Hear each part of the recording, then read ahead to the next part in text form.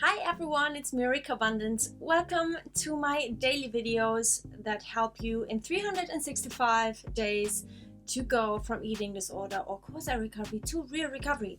I start with what I ate a year ago on that day, and then some impressions of what I eat now, and answer a lot of questions.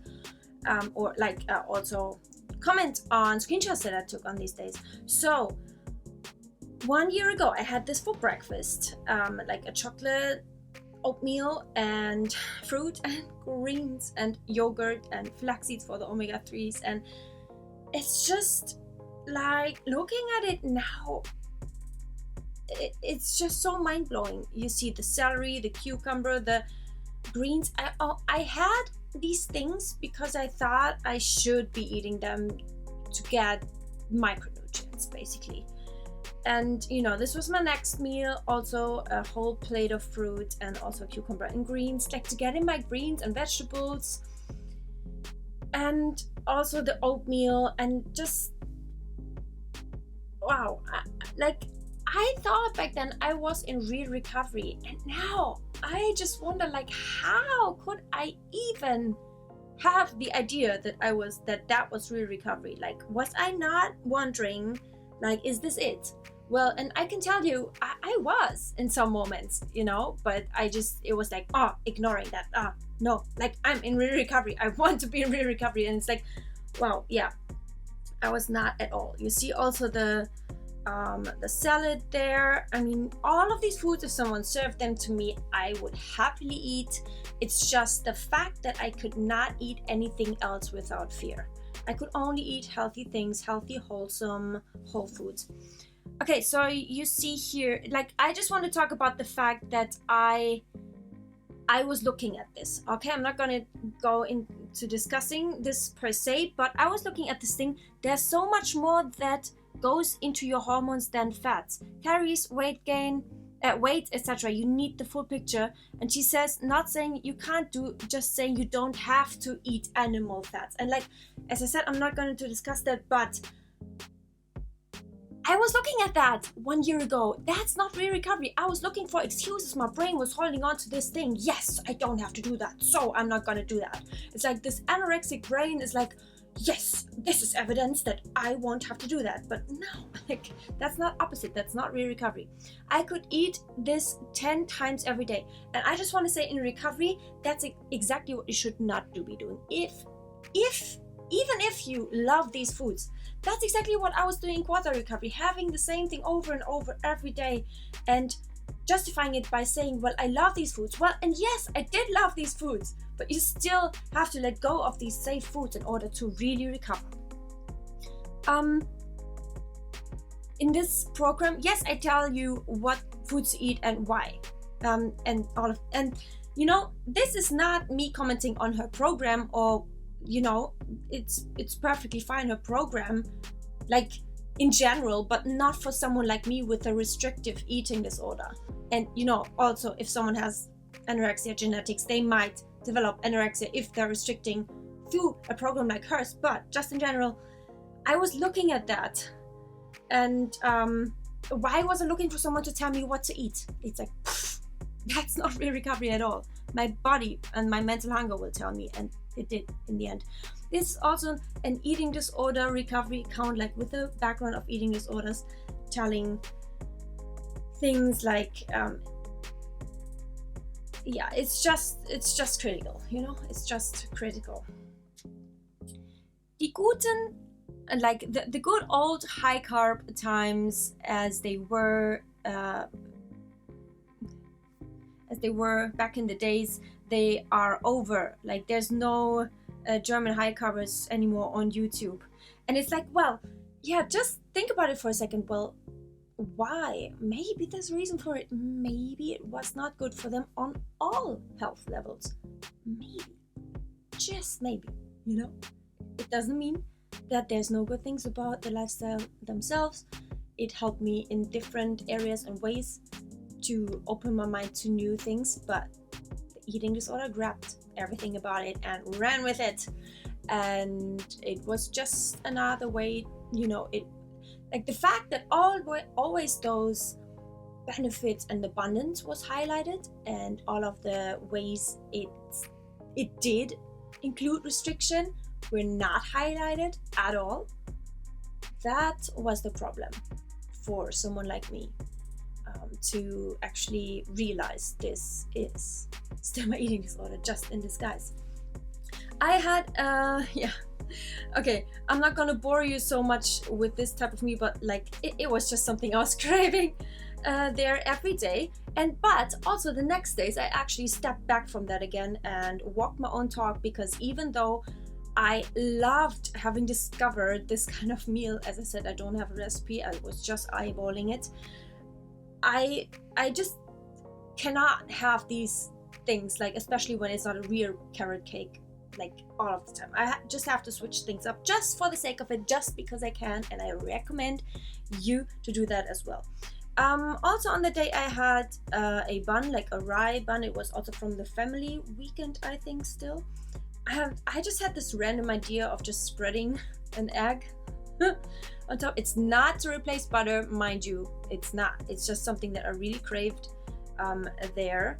And then I put on cheese. It's full fat cheese, and a very intense one. You know, the last one of those, and it's just the last slice. It is good, but if you want, I chose this bun because I love the taste of the bun, and if you want to taste the bread still, like the dough, then I don't recommend you to actually take such an intense cheese, because, well, you're only going to taste the cheese. Yeah, I just included some of the scenes when I was eating that, not all of it. I was talking to David there.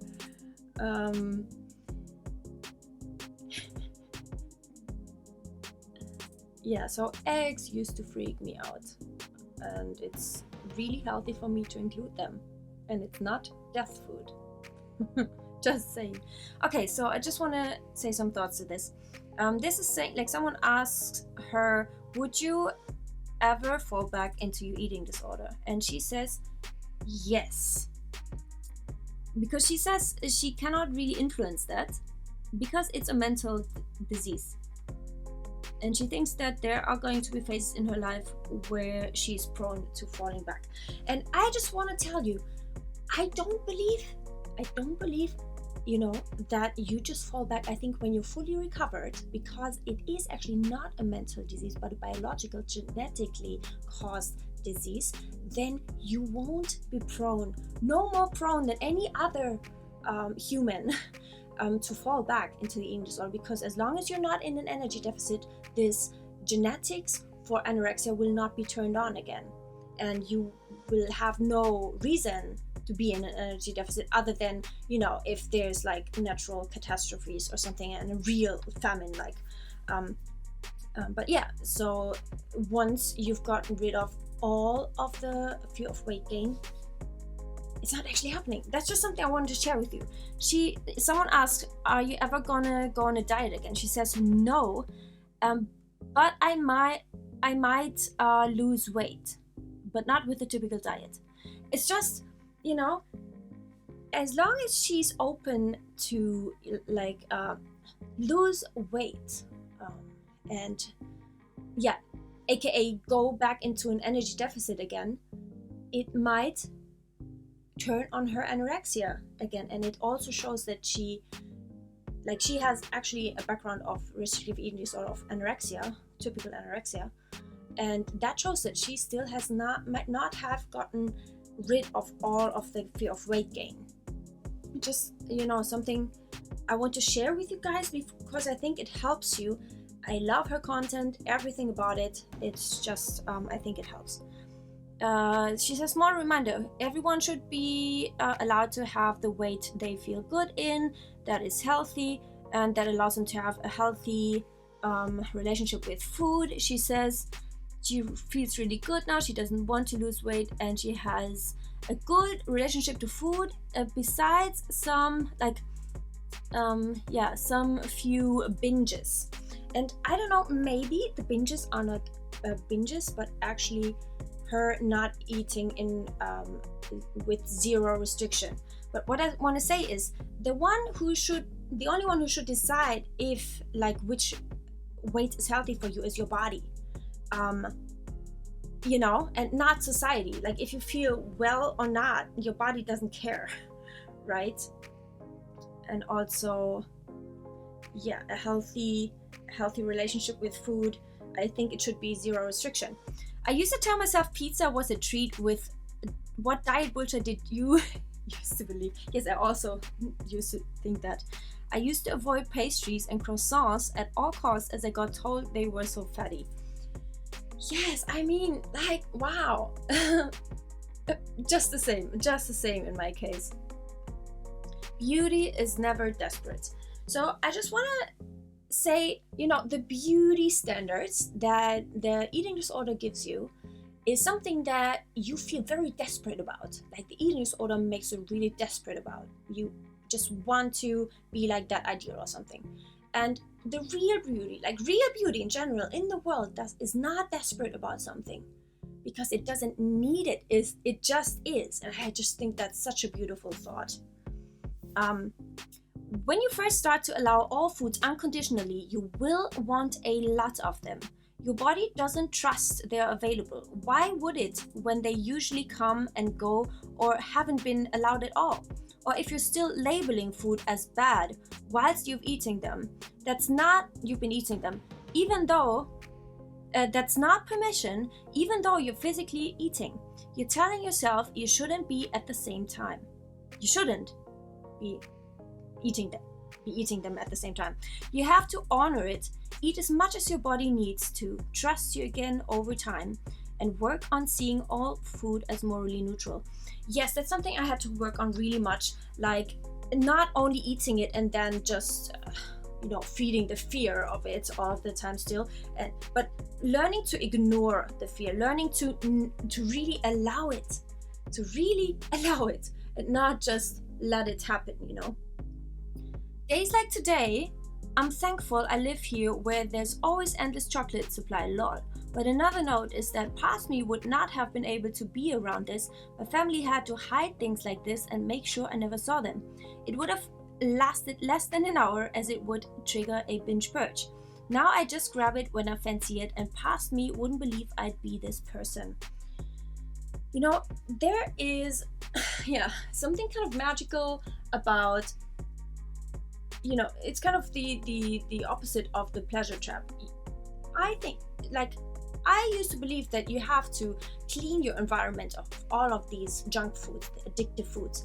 Now that ever since I've gone into full recovery, and after some time, with eating with zero restriction, it doesn't have any power over me anymore.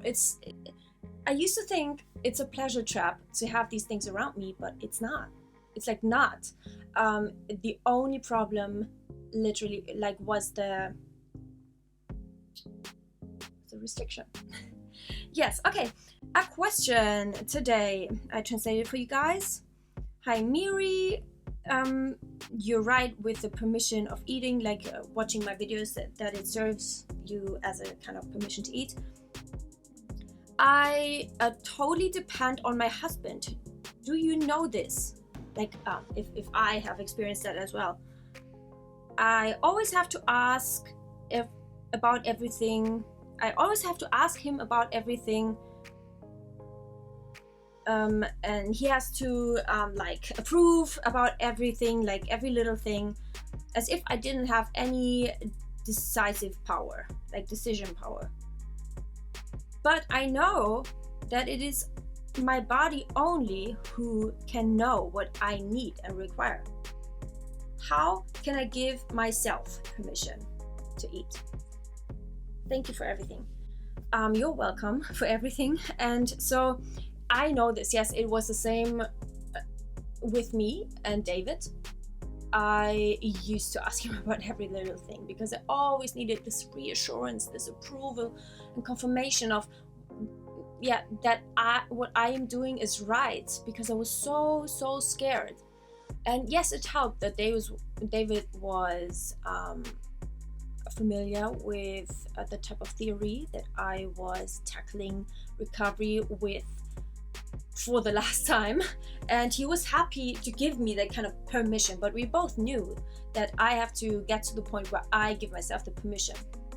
And it did turn out to gradually, like the more radical I went about recovery, the more radical I went about eating with zero restriction, be it in the amounts, be it in the frequency, in the times per day, in the what I ate, especially what I ate, like no maximum amounts on chocolate and crisps and stuff.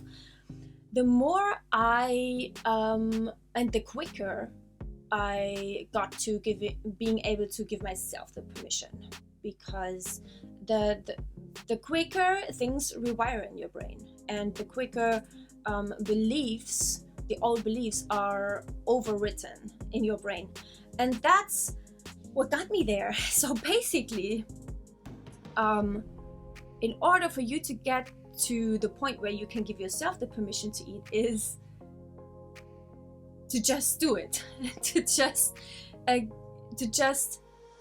make it happen. Take the action. You eat. You make it happen. You eat without restriction. No matter what, you're committed. No matter what, you don't have to want to do it in every given moment, but you have to do it in every given moment. It's just pure stubbornness. You use it, the same discipline you had in your eating disorder, you use for the recovery now. I know everyone who's had a restrictive eating disorder has outstanding discipline, and so you use that for recovery. That's what it's about. And then you do that until you are where you want to be, which is at the point where you can give yourself the permission to eat. Does that make sense? I hope so. Okay, I will be glad if you give me a thumbs up, and don't forget the live stream on Monday, 7 p.m. CEST. I see you then. Make sure you're there, because we might stop the live stream on this English channel if no one's joining. So if you love them and appreciate them, please do make sure you're gonna be there. And I see you tomorrow. Also in the live stream, I hope. Bye!